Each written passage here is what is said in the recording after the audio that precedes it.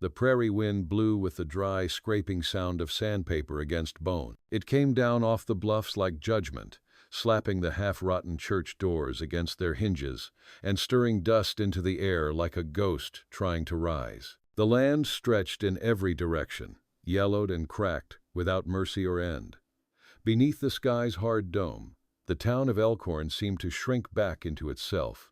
Ashamed of its own survival, Jedediah Boone stood outside the livery with one boot on the lower rail of the fence, the other sunk deep into dirt, packed hard as iron. His hat brim shaded his face, but the red welt on his cheekbone showed where he'd taken a bottle last night in a game he didn't finish. The whiskey had been sharp, the laughter sharper. The ink had barely dried on the marriage ledger. They'd laughed at him, called it a joke. Said a man that poor, that quiet, had no business sending for a bride, let alone one for $1. Said she'd run first sight of him, and maybe she would have. Jed didn't answer them, didn't argue. He just stood there as the men at the saloon roared and the piano played crooked notes. He'd paid his $1, he'd sent the letter, and today the train brought his wife. The station was a mile out, no fanfare, just a flat platform and a single post that held the cracked timetable, flapping like a prayer no one believed in. He watched the distant trail of smoke from the engine, black against the gold sky. His hand twitched once at his side, then stillness again. The train hissed to a stop like it didn't want to be there either. 3 passengers got off. 2 men, weathered and loud, and a girl, no, a woman alone. She held a suitcase by its leather handle, like it might be all that kept her upright. Her dress was pale blue, worn at the hem. Dust settled quick on her shoulders. She didn't move for a long time. Jed didn't wave, didn't call. He waited. The woman glanced around, saw nothing but heat and distance. Then her eyes found him slowly, as if checking if he was real. She stepped forward, just once, and he walked the rest of the way. Up close, she looked smaller than she had from the platform. Eyes too big for her face, lips dry, drawn tight. She looked like someone used to waiting and never getting. "You're Jedediah Boone?" Her voice was cracked like old bark. Careful. Tired. "I am. I'm Evelyn." She held out her hand. "Evelyn Marsh. Now Boone, I suppose." He took her hand, held it a breath longer than he needed to.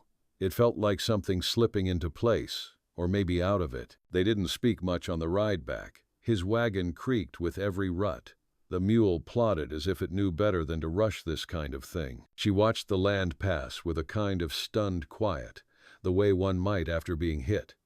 Her eyes didn't flinch from the broken fences, the burnt grass, or the blackened stump that marked the last fire. "You've no family here?" she asked, not turning to look at him. Just the land." She nodded once, as if confirming something to herself. By the time they reached his place, a cabin of rough timber, leaning slightly south, they were coated in dust. Evelyn stepped down before he could help her, her skirts brushing the dry earth like they were introducing themselves. "This is it," he said. She didn't answer, just looked. The door creaked when she opened it. Inside, it smelled of pine smoke and old leather. The bed was made, the table cleared, but it was a place made for one, not for comfort, not for love, just survival. She set her suitcase down beside the wall. Her hand trembled when she let go. "I'll get water," he said, and left her there. At the well, the bucket came up heavy. He poured it into the basin and stood with both hands on the edge, breathing like it hurt. She was here. She was real. And the whole damn town had seen her step off that train. He didn't know what he expected. Gratitude? Affection? Maybe just silence that wasn't full of shame. Back inside, she'd taken off her gloves. They lay folded on the windowsill. Her hands were small, marked with red scars across the knuckles. Not new. "Where'd you come from?" he asked, surprising even himself. She didn't look up. Doesn't matter now. Maybe it didn't. But he watched her fingers trace the edge of the table, slow and deliberate, like she was remembering something through touch alone. Outside, the sun sank fast, the way it did out here, no slow fading, just sudden dark.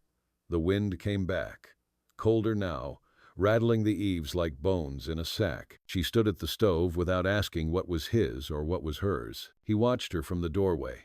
There was nothing beautiful about this, Nothing romantic.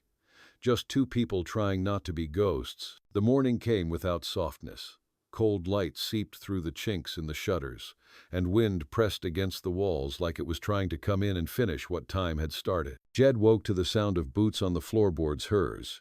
Not light, not heavy. Steady. The kind of steps that meant a person intended to stay on their feet no matter how tired they were. Evelyn had tied her hair back with a strip of cloth and was already outside, bent over the pump, trying to coax water from the frozen iron. Her sleeves were rolled, and her breath came in white bursts. She didn't turn when he stepped onto the porch. "You'll want gloves," he said. "I've had worse." She gave the pump another heave. The handle groaned, but water came at last, sloshing into the bucket with a sound that felt almost holy. He should have gone down and helped. Instead, he watched her from the steps, wondering how a woman like her ended up on a train to nowhere for the price of a cup of coffee. Later, while he checked the fence line, she stayed behind and scrubbed the windows till the glass showed sky. She aired the bedding, swept the floor, found a nail in the pantry, and hung a worn apron there like she meant to use it. Nothing flashy, no claim, just presence, real and deliberate. By evening there was stew on the stove, thin, but with meat. Jed hadn't told her where to find the salt, but she'd found it. They sat at the table without candles, just the red flicker of the fire dancing across their bowls. He watched her eat, each movement quiet and methodical. She didn't speak much, but when she did, it was never wasted. "Your place leaks," she said, pointing toward the east wall. "I know.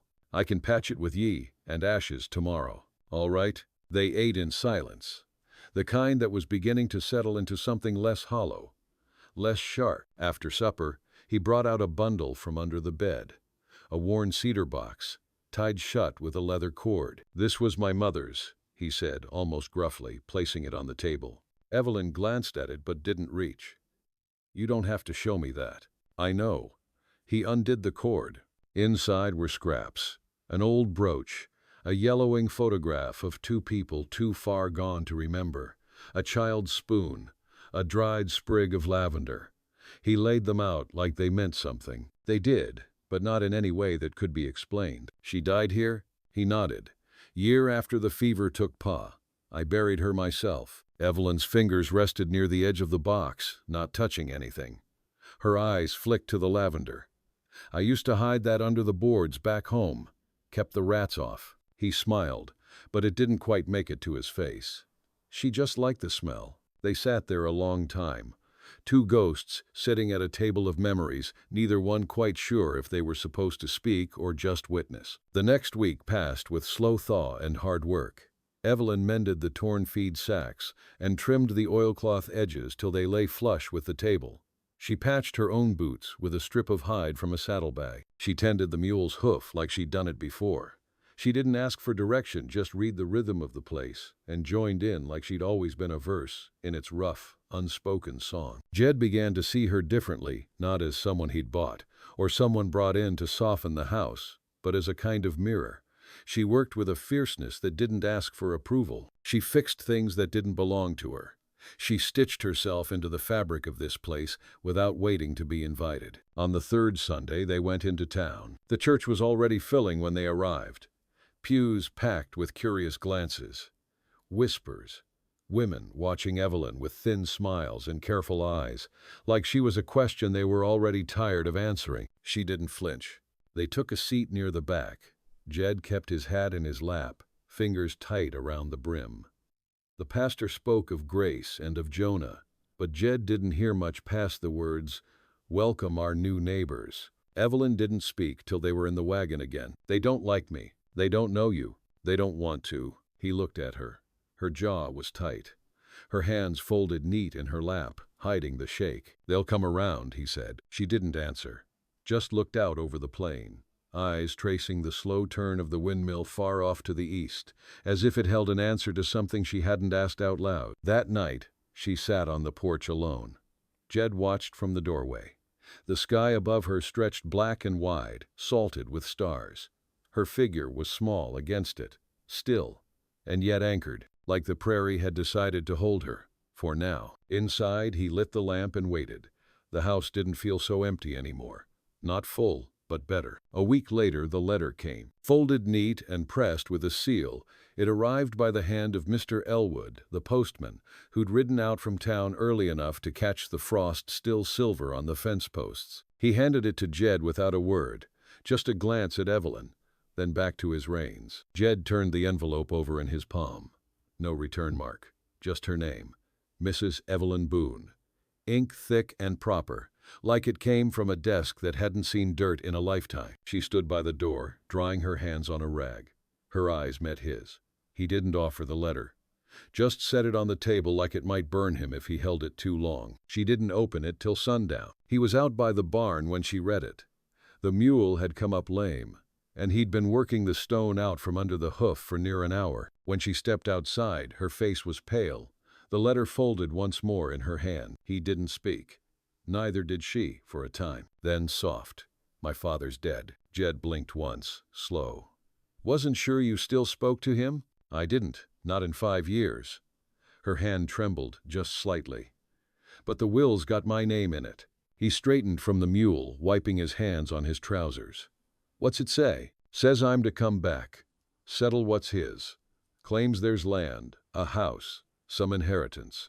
She laughed bitter and low. "He never gave me $1 when I needed it, but now he's gone and given me a choice." Jed didn't move. The mule huffed beside him, restless. "You think you'll go?" he asked. "I don't know," she swallowed. "He beat my mother near to death before she ran. Told me I was born a curse, but I haven't eaten proper in months. Haven't owned a coat without holes in 5 years. And now there's land. Warmth. A chance to not scrape by." She looked up at him, eyes unreadable. "Would you hate me for leaving?" Jed stepped forward once, then stopped.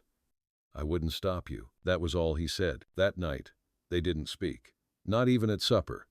Just the clink of spoon on tin and the hiss of the fire.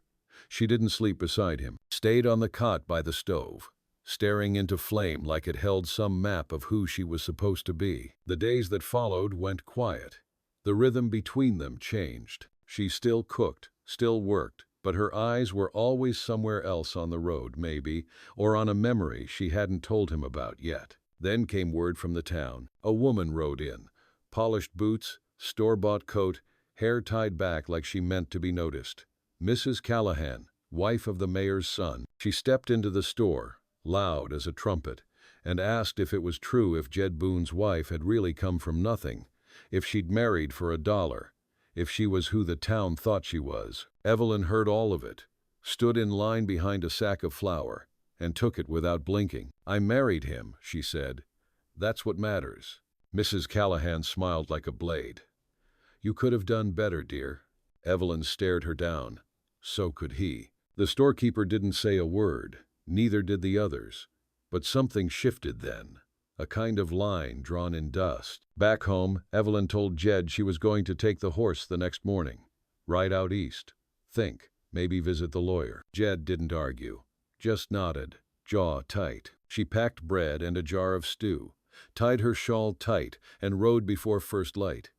He watched her from the porch until she was gone, swallowed by land. The day dragged. He fixed the door hinge she'd complained about, cleared the brush from the well path, took down the broken lantern hook from the barn wall. Then he sat at the edge of the bed, her gloves still on the windowsill, and tried not to feel the ache of the space she'd left behind. Evelyn returned just before dark. Her face was windburned, her coat crusted with dust. She didn't speak till she'd unsaddled the horse, tied him up, and stepped inside. She laid the deed on the table. "I told the lawyer to burn it," she said. Jed blinked. "My name's on a house I never wanted," she went on, voice firm. "I don't need a dead man's guilt to build something worth living in. I've got walls here, and a man who doesn't lie to me." She reached into her pocket and pulled out a brass ring. Simple, no stone, weathered with age. "Belonged to my mother," she said. "She wore it till the day she left him." She held it out. "Seems a better thing to build on." Jed took it, turned it over once in his hand, then slid it on her finger without a word. They didn't kiss, didn't need to. Outside, the wind had settled. Stars blinked out above them, clear and wide. The fire crackled low, and in that silence, something lasting began. Winter crept in slow that year. as if it were testing the cabin for weak spots. The roof held. The walls, patched and chinked with Evelyn's careful hands, kept the cold mostly out, but the air still bit at their skin in the early hours, before the stove caught and the light returned. They worked side by side, not like lovers, but like people who had decided not to leave. That meant more. Evelyn chopped wood in the mornings, her breath a steady rhythm. Jed took to making repairs, mending harnesses, fixing the sled runners, checking for signs of rot in the barn beams. In the evenings, they read from a small Bible Evelyn had packed in her suitcase, not because either of them were particularly devout, but because the words steadied the room. They didn't speak about love, not in words.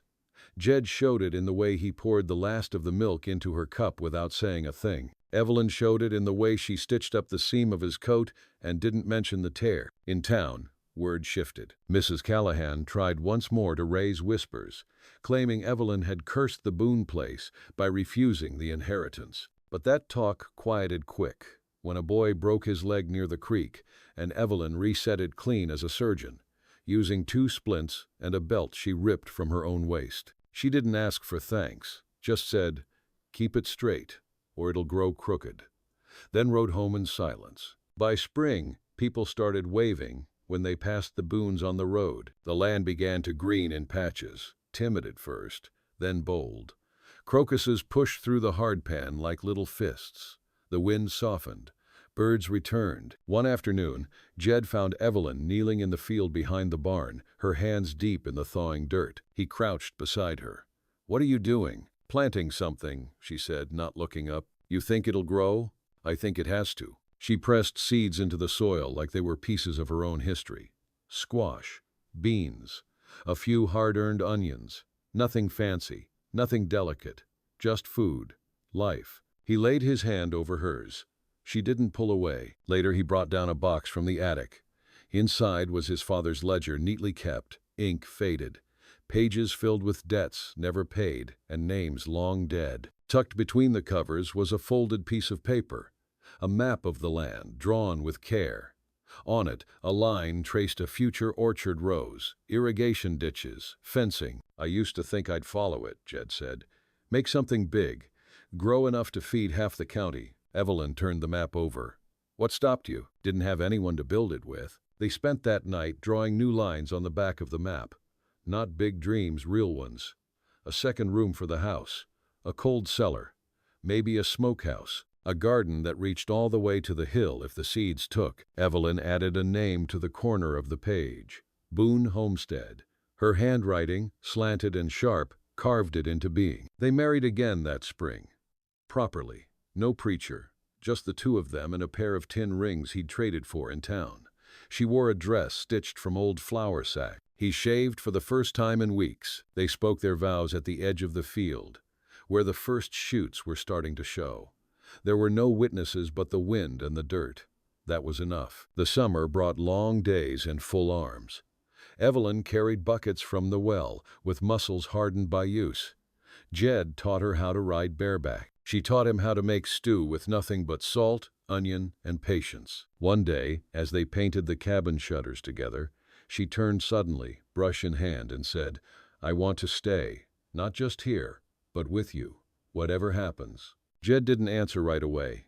He just leaned his forehead to hers, paint still dripping from his fingers.